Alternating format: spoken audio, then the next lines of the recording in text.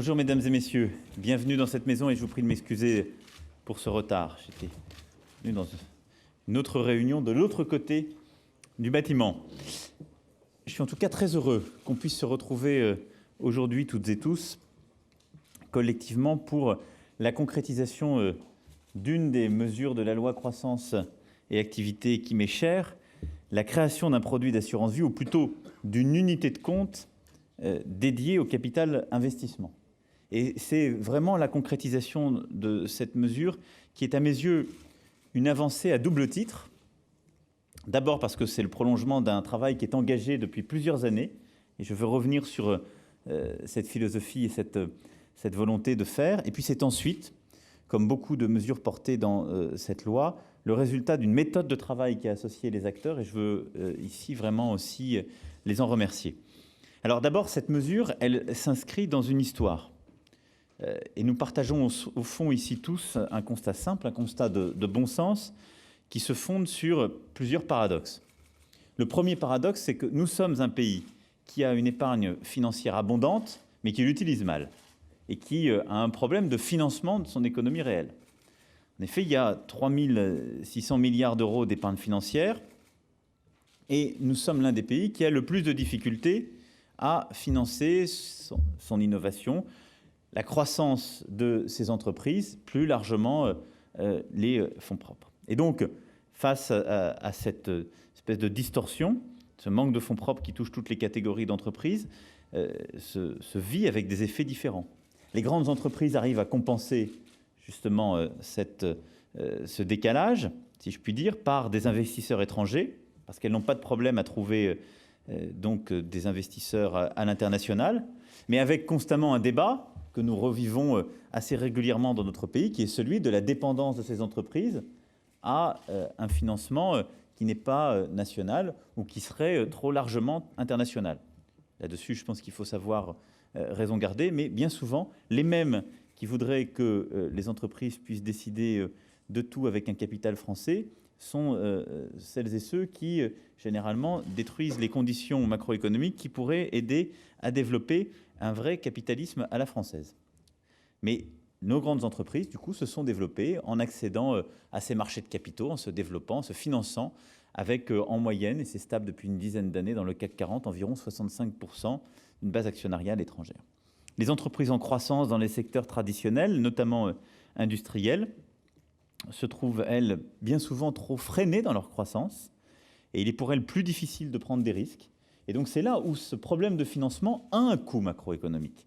Et on le voit sur beaucoup d'entreprises. C'est d'ailleurs l'un des éléments qui explique le différentiel franco-allemand qu'on peut voir dans la matière, c'est que la difficulté à accéder à un financement, en particulier un financement de croissance en France, est un des freins au développement de nos entreprises. Enfin, pour les startups, le financement est souvent une question de vie ou de mort, et la réponse, elle, tient parfois en un mot, qui est l'expatriation. Et on le voit dans beaucoup de cas de développement dans les premières phases de croissance, ce qu'on appelle joliment en bon français la phase de scale-up. Eh bien, on a des entreprises qui s'expatrient à défaut de pouvoir trouver un financement en France. Donc on voit que ce paradoxe a un coût. Le deuxième paradoxe, justement lié aux startups, c'est que nous avons une économie qui est de plus en plus tirée par l'innovation, par des acteurs de cette nouvelle croissance numérique extrêmement disruptive, et que nous gardons des structures de financement qui sont celles d'une économie de rattrapage. C'est-à-dire, nous avons une économie qui est encore très intermédiaire, qui est surtout très orientée dans un financement par la dette et par tous les produits d'endettement. C'est une nécessité, il faut le préserver. Or, les défis d'une économie de l'innovation, de la disruption, c'est au contraire d'aller chercher des fonds propres extrêmement rapidement à un niveau parfois important. Et donc, cette économie d'innovation, elle a besoin d'une structure de financement beaucoup plus orientée vers les fonds propres. C'est d'ailleurs ce qu'on constate dans les économies anglo-saxonnes. Et donc, nous devons réussir collectivement à réorienter, en quelque sorte, les modes de financement de notre économie, d'une économie, au fond, de financement par la dette, à une économie de financement par les fonds propres. Nous avons un ennemi en la matière qui a été le cadre de régulation. Il faut bien le dire, et je pense que je n'aurai pas grand monde à convaincre dans cette salle, les régulations, que ce soit d'ailleurs les régulations bancaires ou assurantielles, ont été extraordinairement défavorables à cette réorientation. Elles ont plutôt en fait joué contre le cycle. Et depuis la crise, il faut bien le dire, nous avons perdu cette bataille. Nous l'avons perdue parce que le pouvoir politique a considéré qu'il fallait remettre à des autorités de régulation, des régulateurs indépendants, essentiellement chargés d'une politique, au fond, de sécurité et prudentielle, comme leur nom l'indiquait, la régulation de ces acteurs. Et notre économie a un double problème. Elle est plus intermédiaire que nombre d'autres économies, en particulier que les économies anglo-saxonnes. Nous, c'est 75% de notre économie qui passe par ces intermédiaires que sont les banques et les assurances. Et nous avons eu à subir, au fond, dans le même temps, 3 types de régulation extrêmement fortes. Une régulation budgétaire pour les gouvernements qui a conduit à contracter le crédit public, une régulation bancaire avec en particulier BAL 2, BAL 3 qui a conduit à progressivement sortir des banques la capacité à financer le private equity et à s'exposer à certains risques, en particulier PME, et la régulation assurantielle avec le dernier né Solvabilité 2 qui est extrêmement défavorable à une allocation en fonds propres et qui a plutôt réduit celle-ci pour réorienter vers le financement obligataire. La triple conséquence, vous la voyez bien, contraction de l'investissement public et du crédit public, contraction du crédit bancaire ou de la place des acteurs bancaires dans le financement en fonds propres de l'économie, contraction de l'offre en fonds propres des assureurs. Ce triple effet a normalement un impact déflationniste. C'est un miracle que nous ne soyons pas totalement tombés dedans. Nous avons réussi par des voies et moyens à essayer de le contourner, mais c'est le défi qui nous est porté. C'est compte tenu de ce que je viens de décrire et de ses conséquences, compte tenu de l'épargne financière qui est disponible dans notre pays et de sa nécessité pour justement financer ce cycle d'une économie d'innovation, eh bien comment remettre les choses en bon ordre et réussir à réorienter une partie de cette épargne vers le financement indispensable en fonds propres de notre économie.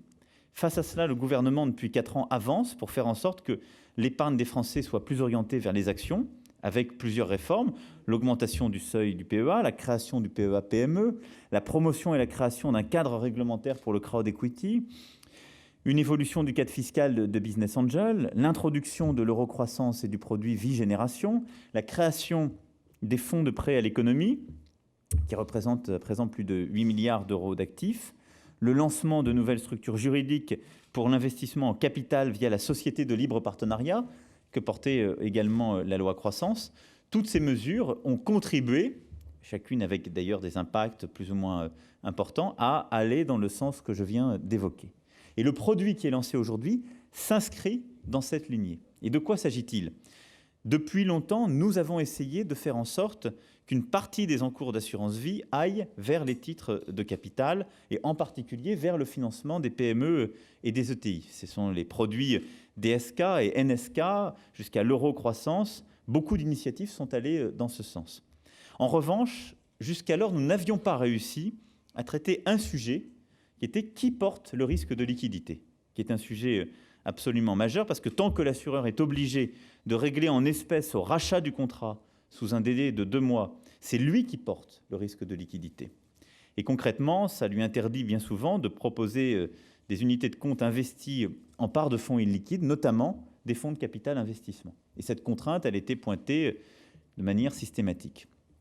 C'est ce que nous avons fait évoluer, précisément, en permettant aux assurés avisés de souscrire des unités de compte à remise en titre. C'est ça l'innovation principale de justement cette réforme. Le risque de liquidité est alors porté par l'assuré ou le bénéficiaire, et l'assureur peut donc proposer des unités de compte investies en fonds de capital investissement. Et le produit que M. Buberl évoquera, c'est le premier fonctionnant sur ce principe. Et cela permettra de soutenir le financement d'entreprises, notamment de PME en croissance, comme celles dont les chefs d'entreprise s'exprimeront justement tout à l'heure. Et derrière cette manière un peu technique de présenter les choses, si on peut dire, cette réforme permet d'investir en capital investissement dans le cadre fiscal de l'assurance vie. Et donc, elle aide à réorienter justement cette épargne française vers le financement en fonds propres. Et à terme, j'espère que l'encours de ce type de produit pourra représenter quelques milliards d'euros. Alors par ailleurs, depuis l'introduction de cette mesure, nous avons poursuivi notre mobilisation. Et dans le texte de loi Transparence et modernisation de la vie économique, qui est actuellement au Sénat, j'irai demain défendre plusieurs dispositions qui vont aussi dans ce sens et qui permettent ainsi de créer ce que j'avais appelé un fonds de pension à la française, en assouplissant les contraintes prudentielles qui pèsent en particulier sur certains régimes de retraite. Et les contrats de retraite professionnels pourront ainsi être réorientés vers les actions à due proportion justement de ce qui est réorientable et compte tenu du profil des assurés qui sont ainsi concernés. Cet assouplissement prudentiel, il consiste à quoi? Il consiste à sortir de solvabilité 2 pour ramener à solvabilité 1 ces régimes additionnels de retraite, ces 130 milliards d'euros en France. C'est permis par la directive. Nous avions été mieux-disants il y a quelques années, ce qui était une erreur stratégique par rapport à ce que j'évoque. Et donc, nous allons, par la loi, ramener dans le cadre prudentiel de solvabilité 1 ces régimes additionnels de retraite, ce qui permettra, selon nos analyses, sur les 130 milliards d'euros, de réorienter 15 à 20 milliards d'euros vers le financement, justement, de l'économie réelle. Enfin, nous introduirons en fin d'année le compte entrepreneur investisseur. Il visera, quant à lui, à permettre à réinvestir des plus-values réalisées dans les entreprises en croissance avec un traitement fiscal à l'impôt sur le revenu et à l'ISF plus avantageux que ce qui existe aujourd'hui. Voilà, le lancement de ce produit, il est aussi, au-delà de ces éléments de fond, pour moi, l'occasion de saluer aujourd'hui l'aboutissement d'une méthode. Parce que par le passé, nous avons parfois trop essayé d'imaginer des produits d'épargne dans les bureaux de Bercy entre les gens qui savaient. Et l'expérience, parfois même l'expérience récente, a montré que si ça n'est pas pensé avec la place, ça marche moins bien. Parce que c'est plutôt les gens qui ont vocation ou à en bénéficier ou à le commercialiser qui peuvent aider à penser le produit. Ça peut paraître basique pour certains d'entre vous, mais c'était parfois une nécessité à rappeler. Et donc pour cette réforme, nous avons procédé, je crois vraiment dans le bon sens, et je veux en remercier les différents acteurs ici présents. On a d'abord commencé par échanger avec des assurés, des gestionnaires de fonds et des assureurs, afin de savoir comment le gouvernement pourrait faire en sorte que l'assurance vie aille plus vers les PME et les ETI. Et nous avons constaté que la demande existait chez les clients avisés, qu'elle existait tant et si bien que ces clients souscrivaient d'ailleurs des contrats luxembourgeois la plupart du temps pour le faire, et qu'il fallait donc rendre possible en droit français ce qui existait ailleurs, la remise en titre. Donc ça a été un constat de marché. Nous avons ensuite travaillé ensemble sur les textes de loi, les textes réglementaires, et je veux vraiment remercier AXA, NextStage entre autres. Il y a eu un gros travail de concertation sur ce volet. Et puis cette méthode qui part du client n'est malheureusement pas toujours au cœur des pratiques de l'État. Cette méthode de co-construction, nous l'avons ensuite poursuivie et nous la poursuivrons. Plusieurs points ont d'ailleurs été identifiés pour permettre un plus grand développement des produits que nous lançons aujourd'hui. Tout d'abord, élargir les fonds éligibles afin que cela puisse concerner la quasi-totalité des fonds du marché et non pas une minorité. Ensuite, apprécier les ratios de dispersion sur la base des encours totaux des contrats et non plus des versements. Comme ça, si un assuré, justement, a déjà 1 million d'euros de fonds euros sur son contrat, il faut qu'il puisse verser 100 000 sur son UC Private Equity, c'est logique. Et enfin, un relâchement des ratios de dispersion pour les clients les plus avertis. Ce sont des aménagements déjà identifiés et concertés que nous allons poursuivre avec la place. Sur ces 3 sujets, nous avons, avec Michel Sapin, demandé au Trésor de modifier le Code des assurances, ce qui devrait être fait à l'automne pour continuer dans l'application de cette réforme à aller plus loin. Voilà, je pense que c'est vraiment aujourd'hui une réforme qui est triplement gagnante.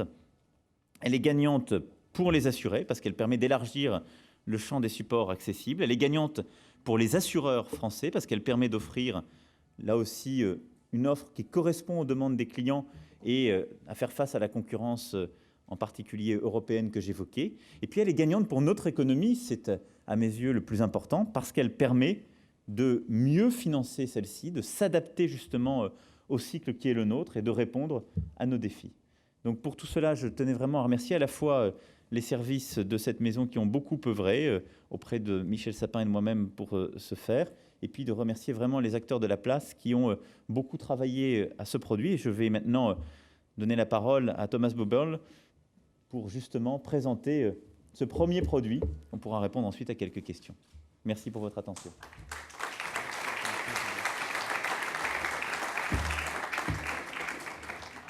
Monsieur le ministre, messieurs, dames, bonjour. Je suis très heureux de vous présenter cette première innovation dans un monde très difficile, comme vous pouvez imaginer, un monde avec des taux bas, un monde avec la volatilité sur les marchés d'actions qu'on n'a pas vu avant. Et si on regarde la perspective, c'est difficile d'imaginer que ça va changer dans le court terme. Les assureurs sont des investisseurs long terme et sont des investisseurs pour leurs clients, pour les besoins de clients, parce que la question pour les clients, c'est comment on peut vraiment accumuler la fortune qu'on a besoin dans le temps de retraite. Et deuxième question, comment on peut vraiment assurer qu'on a assez de l'argent dans la phase de retraite. Les assureurs sont vraiment des investisseurs qui focalisent sur la question de diversification en termes d'acheteurs des grands morceaux d'investissement, mais aussi en termes d'avoir un bilan qui est très diversifié et qui gère bien le rendement pour nos clients. Et c'est aujourd'hui que c'est certainement difficile de vraiment arriver à produire ces rendements. Le ministre a évoqué la question de Solvabilité 2, les marchés financiers, tout ça a changé, tout ça est plus difficile qu'il y a 10 ans, mais les besoins des clients n'ont pas changé. Il faut toujours accumuler les fortunes, il faut toujours avoir la protection décès et disability, et il faut avoir un fonds de pension, en retraite qui est suffisamment pour vraiment avoir une dernière phase de vie qui est sécure. Dans cette notion et dans cet environnement difficile, AXA a déjà commencé il y a longtemps de se diversifier dans des autres classes d'investissement. On a commencé vraiment avec se mettre dans la partie infrastructure et dans la partie entreprise de taille intermédiaire depuis 2013 en Europe. Et c'est vraiment important que l'assureur supporte le développement, l'économie réelle par vraiment des projets variés et par vraiment l'entrepreneuriat qui est derrière ces projets. Ça veut dire aujourd'hui, on a déjà investi 2,6 milliards d'euros en France du faveur de financement de l'économie réelle. Et c'est très important de vraiment supporter aussi cette partie de l'économie qui n'est pas toujours les grandes entreprises, mais qui est vraiment les entreprises en petit et moyen taille. Aujourd'hui, j'aimerais vous présenter la prochaine étape parce que la grande question est comment on peut vraiment soutenir plus les PME et les entreprises en taille intermédiaire. Parce que c'est toujours difficile de trouver des moyens et des instruments pour vraiment investir là-dedans. Mais si on regarde l'activité d'économie, si on regarde vraiment où sont les grandes innovations, ils sont beaucoup de fois dans les PME et dans les entreprises à taille intermédiaire. C'est pourquoi on est très heureux de vous présenter et proposer à nos clients la première véhicule en capital d'investissement qui vraiment bénéficie des dispositions de la loi pour la croissance, activité et égalité des chances. Et ministre, je vous vraiment remercie pour ce soutien que vous avez donné au peuple français, aux gens qui veulent vraiment arriver à gagner de l'argent et pour leur retraite. C'est vraiment une étape très importante pour aller plus loin et pour soutenir l'économie réelle. Qu'est-ce que ça veut dire? L'assurance vraiment permis d'investir dans les actifs tangibles. On a déjà lancé un produit il y a quelques ans dans la partie immobilier où on a fait une structure qui est assez similaire avec des immobiliers.